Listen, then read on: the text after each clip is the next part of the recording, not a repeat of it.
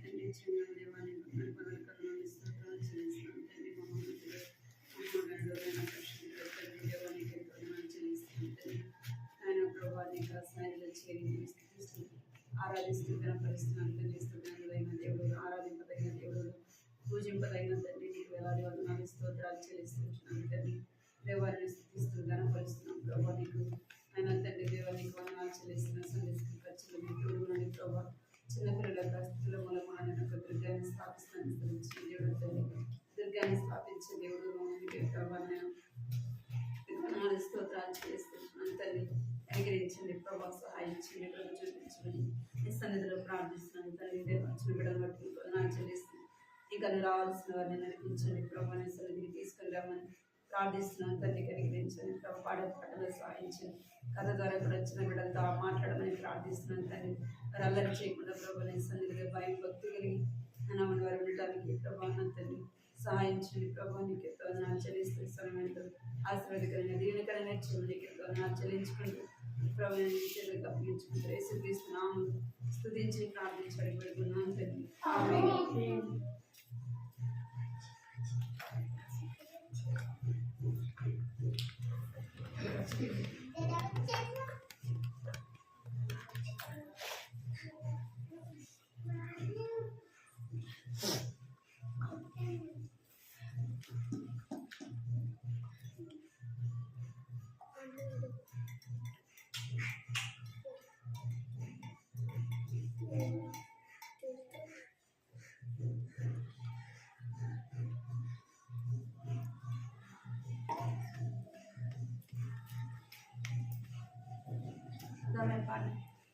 కష్టపడకూడదు.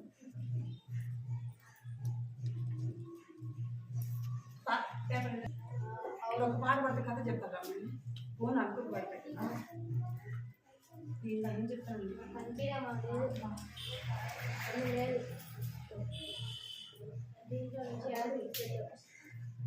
లేచి నిల్చోండి, లేచి నిల్చోండి. ఫోన్ పడేసారు మీరు. ఫోన్ ఆడబెట్టింది.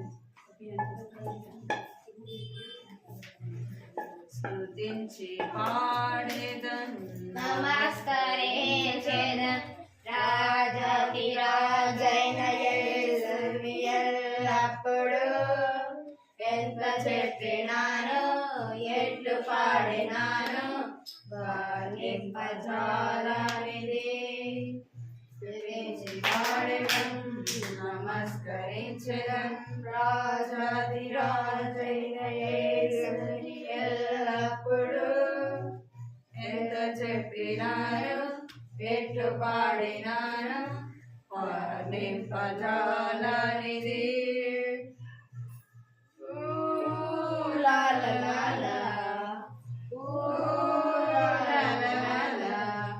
నా ప్రభు గొప్పవాడు, నా ప్రభు గొప్పవాడు.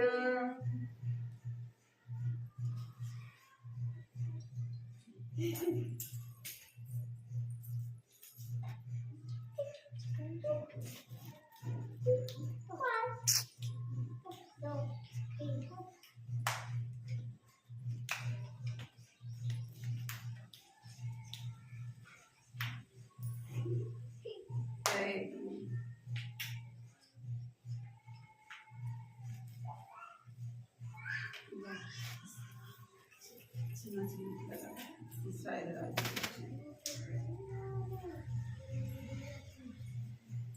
చిన్న చిన్న ఇశ్రాయేలు రాజుల నుంచి మీరు విన్నారా, మీరు విన్నారా? చిన్న చిన్న పిల్లలారా ఇశ్రాయేలు రాజుల నుంచి మీరు విన్నారా, మీరు విన్నారా? మొదటి రాజైన సౌలు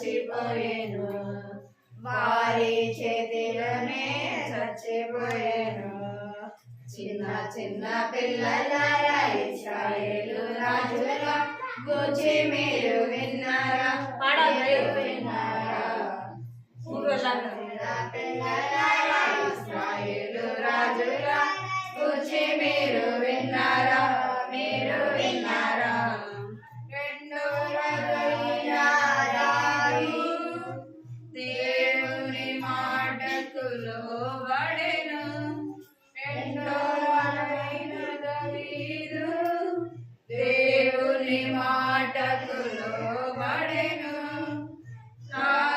రాజకిరీటము పొందేను రాజకిరీటము పొందేను అన్నిటిలో విజయము పొందెను అన్నిటిలో విజయము పొందెను చిన్న పిల్లలారా ఇశ్రాయేలు రాజుల గూర్చి మీరు విన్నారా మీరు విన్నారా చిన్న పిల్లలారా ఇశ్రాయేలు రాజుల గూర్చి మీరు విన్నారా మీరు విన్నారా రాజుల రాజేశ్వరి గూర్చి మీరు విన్నారా రాజుల రాజేశ్వరి గూర్చి మీరు విన్నారా ప్రభురాత్మమునికై చిందెనుగా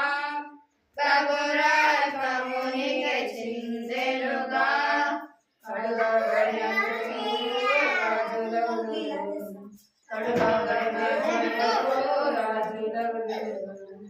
చిన్న చిన్న పిల్లలారా ఇశ్రాయేలు రాజుల గూర్చి మీరు విన్నారా మీరు విన్నారా చిన్న చిన్న పిల్లలారా ఇశ్రాయేలు రాజుల గూర్చి మీరు విన్నారా చిన్న చిన్న పిల్లలారా ఇశ్రాయేలు రాజుల గూర్చి రాజులారా అనుకుంటున్నా రాజుని గూర్చి విన్నారా రాజు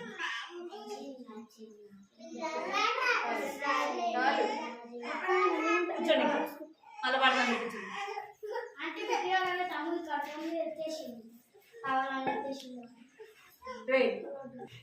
పోయిన వారం ఏం కదా ఇశ్రాయేలీల ఇశ్రాయేల్ చిన్నది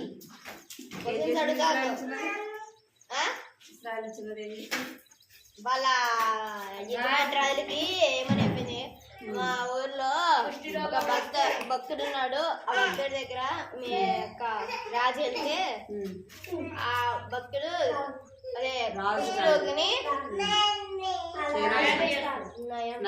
ఎవరు నయమాను ఎవరు సేనాధిపతి కదా ఎవరంట నయమాను సేనాధిపతి కదా ఆయనకి కుష్ఠరోగం వస్తే ఆయన ఎవరి దగ్గరికి వెళ్ళాడు ఎలీషా దగ్గరికి వెళ్ళాడు ఎవరు చెప్పారు దేవుని గురించి చిన్నపిల్లలు చెప్పారా పెద్దలు చెప్పారా చిన్న అమ్మాయి చెప్పింది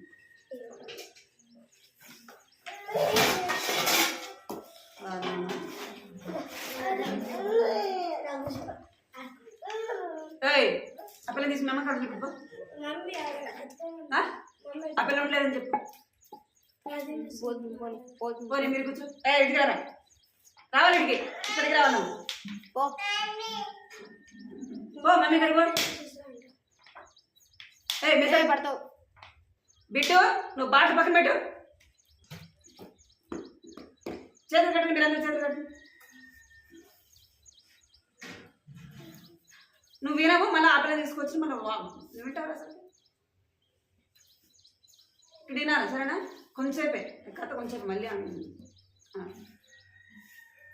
మీరు అందరూ చేతులు కట్టుకోవాలి మీరు అందరూ చేతులు కట్టుకోవాలా అలా చేయండి సరేనా పోయిన వారం ఇది తిన్నాం కదా మనం ఈ కథ పోయిన వారం చూస్తూ వచ్చినాం పాపం ఏం చేస్తుందంట వేరుపరిచేదిగా ఉంటుంది పాపం వల్ల ఏమొస్తుందంటే దుఃఖము కలిగిస్తుంది కదా స్నేహితుల్ని కూడా ఏం చేస్తుంది దూరము చేస్తుంది ఇప్పుడు కథ మనము ఎవరి గురించి విన్నామంటే ఆదాము అవ్వ ఎవరు ఆదాము అవడు వారు పాపం చేయకమునకు ఎలా ఉంటూ వచ్చారంటే ఎంతో సంతోషంగా ఉంటూ వచ్చారు కదా. దేవుని మాట వారు వింటున్నప్పుడు ఎలా ఉంటూ వచ్చినారంట, వాళ్ళు సంతోషంగా ఉంటూ వచ్చినారు. వాళ్ళు దుఃఖము బాధ లేకుండా ఉంటూ వచ్చినారు. ఆదాము అవల యొక్క కుమారుల పేరు ఏం పేరు చెప్పండి? కయ్యాను హేబేలు. ఏం పేరు? కయ్యాను హేబేలు. వీరు మందిరం వెనక్కి జరగరా చదువుగట్టు మాట్లాడదు, అర్థమైందా?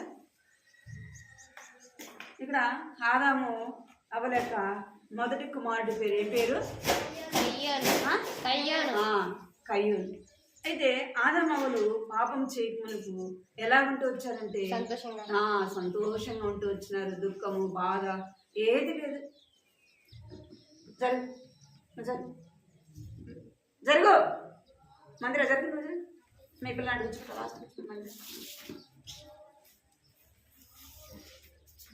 అడుగుచు ఎట్టు తిరుగు తీసుకెళ్ళాను కూడా సార్. జరుగు చేతులు కట్టాను. మీరు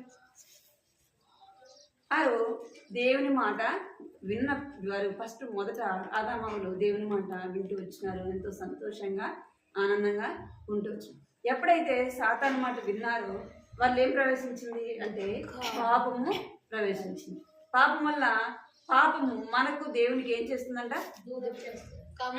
ఏం చేస్తుంది? దూరంగా చేస్తుంది అన్నమాట. అట్లనే వీళ్ళు దేవునికి మరి పాపము అడ్డముగా వచ్చింది, దూరం అయిపోయినారు.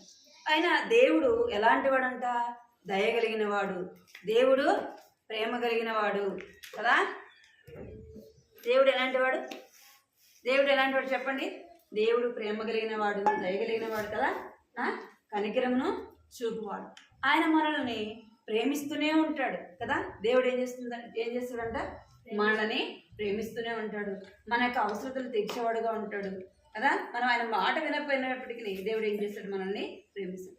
ఆదామవులు పాపం చేసినప్పుడు వారు ఏం చేయబడ్డారంటే దిగంబరులుగా చేయబడ్డారు. వారికి వస్త్రాలు వారు ఏం చేస్తారంటే ఆకులు ఏం చేస్తారంట అవి కుట్టుకొని వస్త్రంలాగా కట్టుకున్నారు. అయితే దేవుడు ఏం చేశాడు? వారిని కోపంతో బయటకు పంపించేశాడా? వస్త్రాలు వద్దు, మీకేమొద్దు, మీరు నా మాట వినలేదని పంపించాడా? పంపిస్తాడు. కానీ వాళ్ళకి ఏం చేస్తాడంటే వస్త్రాలు ధరింపచేస్తాడు. ఏం చేస్తాడు? ఒక గొర్రెపిల్లకి చర్మము వారికి ఏం చేస్తాడు? వాళ్ళకి వస్త్రాలుగా కుట్టిస్తాడు అనమాట. వస్త్రాలుగా వారికి వేస్తాడు. దేవుని ప్రేమ ఉందా లేదా? వారు దేవుని మాట విన్నారా? వినలే. అయినప్పటికీ దేవుడు వారి పట్ల ప్రేమతో ఏం చేశాడంటే వస్త్రాలు కుట్టించినాడు. తర్వాత కొన్ని దినాలకు ఆదామవులు దేవుని మాట వినకుండా దూరం అయిపోయినారు. వారికి కొన్ని దినాలకు ఒక బాబు పుడుతూ వచ్చినాడు. మొదటి కుమారుడి పేరు ఏం పేరు? మీరు ఏం పేరు? కయ్యోను దేవుని నుండి వేరు చేయబడి పుట్టుట. అంటే ఆదామవులు దూరం అయిపోయిన దేవుని దూరం అయిపోయిన తర్వాత ఎవరు పుట్టారంటే కయ్యోను పుట్టాడు. కయ్యోను అయితే కయ్యోనికి ఎవరి గురించి చెప్పింటారు? తల్లిదండ్రులైన దేవుని గురించి చెప్పే ఉంటారు. ఎందుకంటే దేవుని గురించి ఆదామవులకి తెలుసు, చెప్పింటారు. అయితే కయ్యోను పెరుగుతూ ఏమైపోతూ వచ్చానంటే దేవునికి దూరముగా అయిపోతూ వచ్చాను. ఇక్కడ మీరు ఎవరికి దూరం అయిపోయాడంట? దేవునికి దూరం అయిపోయాడు. ఒకవేళ చిన్నప్పుడు తల్లిదండ్రుల మాట దేవుని మాట వినడచ్చు. కానీ పెరిగే కొద్దీ ఏమైపోతూ వచ్చినాడు? దేవునికి దూరంగా అయిపోతూ వచ్చినాడు. అయితే కయ్యోను తర్వాత ఎవరు? కయ్యోను ఏం చేస్తూ వచ్చినాడంటే కయ్యోను కయ్యోను ఏమైపోతూ వచ్చినాడంటే దేవునికి దూరం అయిపోతూ వచ్చినాడు. కయ్యోను దేవునికి దూరంగా ఉంటూ వచ్చినాడు. అయితే కయ్యోను ఏం పని చేసేవాడంటే సేద్యము చేసేవాడు. ఏం పని చేసేవాడు? సేద్యము. చేసేవాడు. పొలం పని చేసేవాడు. పొలాన్ని పండించి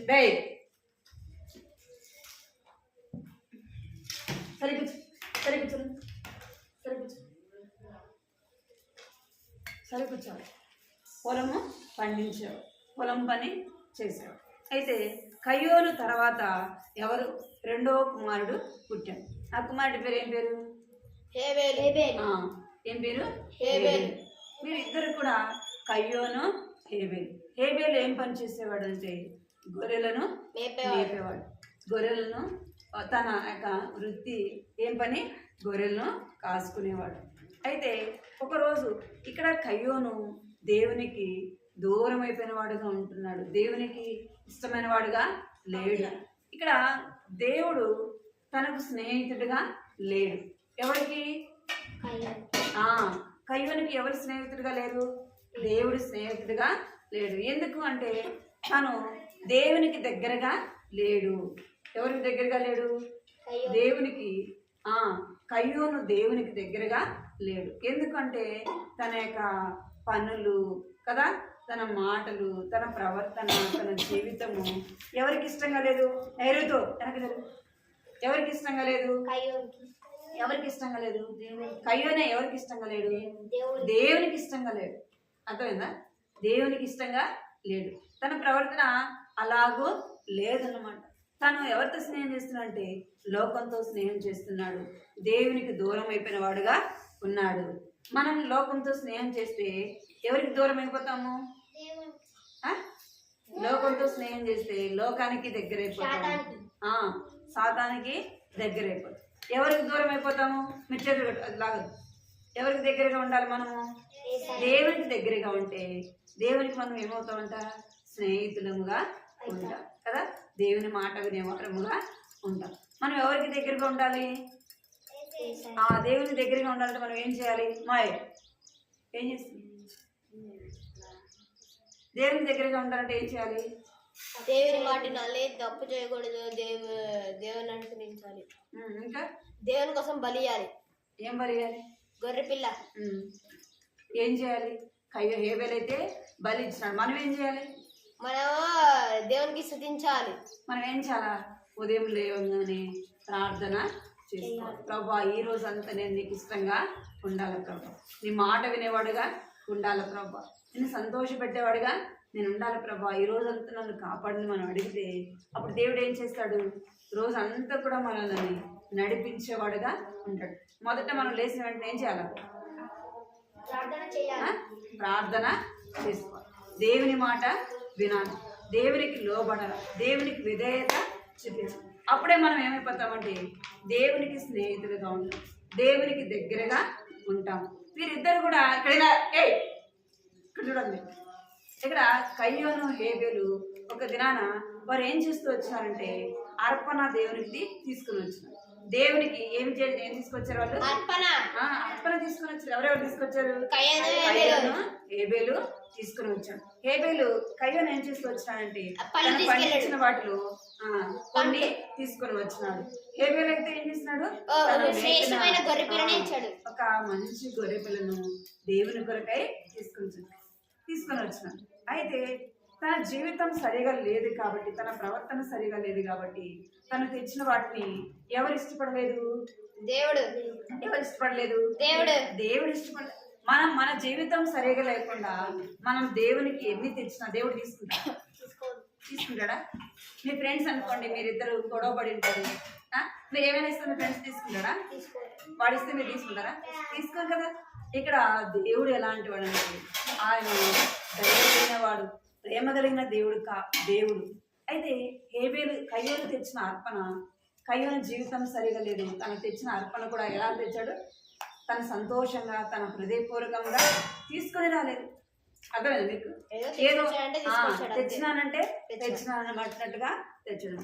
ఇక్కడ హేబేలు అయితే ఏం చేస్తూ వచ్చినాడు? హేబేలు ఏం చేస్తూ వచ్చినాడు? దేవుని సంతోషపెట్టేదానికి, దేవుని సంతోషపరచాలని ఏం తీసుకొని వచ్చినాడంట? ఇష్టపూర్వకంగా గొర్రె పిల్లని తీసుకొని వచ్చి బలి అర్పించినాడు.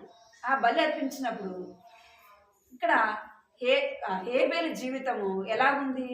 దేవునికి ఇష్టంగా ఉంది. ఎందుకంటే దేవుని మాట వినేవాడు, దేవునికి లోబడేవాడు, దేవునికి విధేయత చూపించేవాడు. మనం కూడా ఎలా ఉండాలా? మనం తెచ్చేది దేవునికి ఇష్టంగా కాదు. ఎవరు దేవునికి ఇష్టము?